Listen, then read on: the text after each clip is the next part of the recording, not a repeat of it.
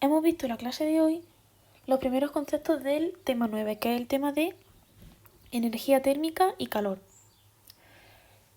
Lo primero que tenemos que saber es que todos los cuerpos tienen una energía interna, que es una característica que tienen todos los cuerpos.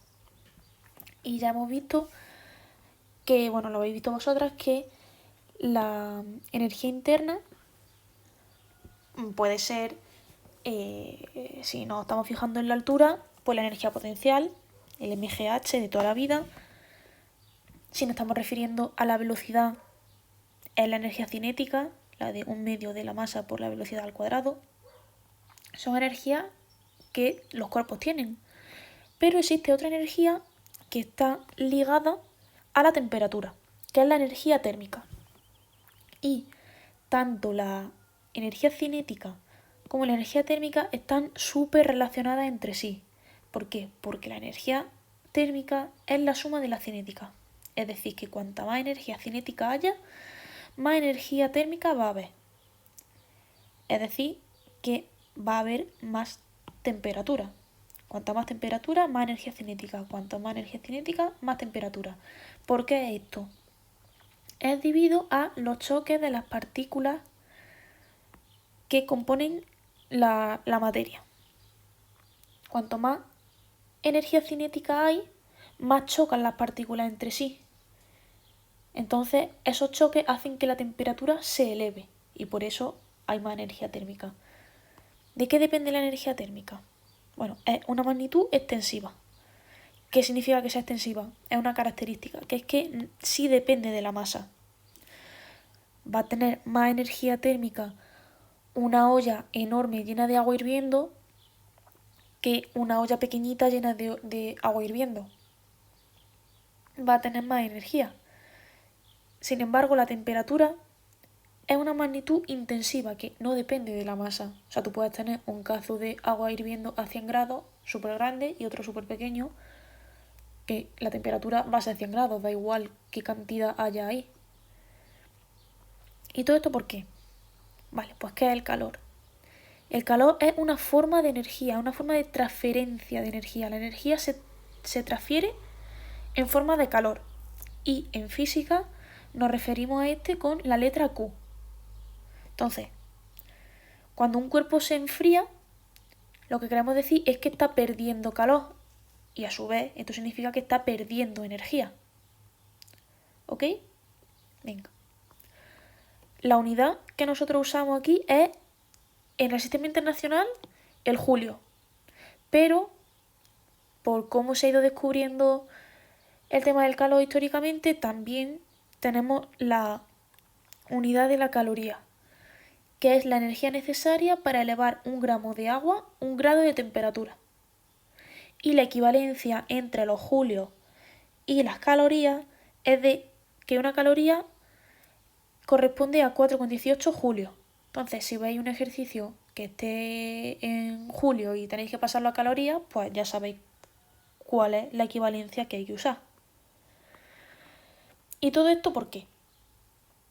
La temperatura no es sinónimo de calor, que también lo hemos dicho en clase, que tal y como nosotros usamos la palabra calor, se puede confundir con temperatura, pero no tiene nada que ver.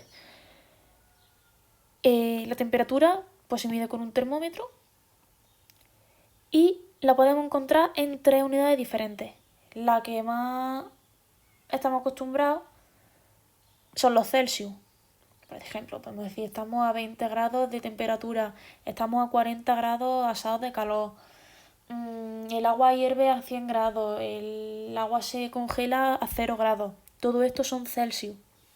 Sin embargo, por ejemplo, los ingleses y los estadounidenses utilizan el Fahrenheit, que es otra unidad de temperatura.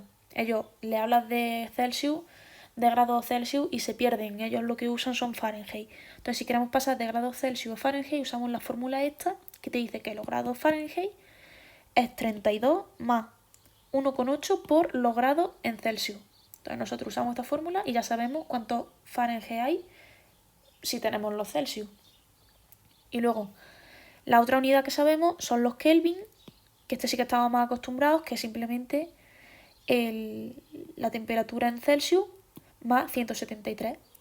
Entonces, al igual que habíamos dicho antes que las partículas que componen un cuerpo, que componen la materia, se mueven por el hecho de tener energía y tener una temperatura, cuando llegamos al 0 Kelvin, que sería menos 273 grados centígrados, esas partículas se están quietas. Y es lo que se llama el cero absoluto, que es 0 Kelvin. Y bien, ¿y todo esto para qué sirve? O sea, ¿por qué se está intercambiando el calor? Pues cuando se intercambia calor, cuando se intercambia energía, se puede o variar la temperatura de un cuerpo o cambiar su estado. Pasarlo de sólido a líquido, de líquido a gas o al revés. ¿Y de qué depende esa cantidad de calor? Pues obviamente depende de la masa, no es lo mismo calentar 1 gramo que calentar 1 kilo. Depende del material, no es lo mismo calentar agua que calentar aluminio. Y también depende de cuánto hay que cambiar la temperatura. No es lo mismo pasar de 1 grado a 100 que de 90 a 100. Entonces aquí se recogen estas dos variantes. Y tenemos una fórmula que incluye todas las variables posibles, que te dice que la cantidad de calor necesaria será la masa por el calor específico por la variación de temperatura. La fórmula esta la podéis recordar con lo de la maceta. Y la variación de temperatura es la temperatura final menos la temperatura inicial, y el calor específico es el calor que se necesita para calentar 1 grado, para elevar 1 grado la temperatura de 1 kilo de la sustancia que estemos trabajando, y esto va a ser un dato que nos va a dar el ejercicio.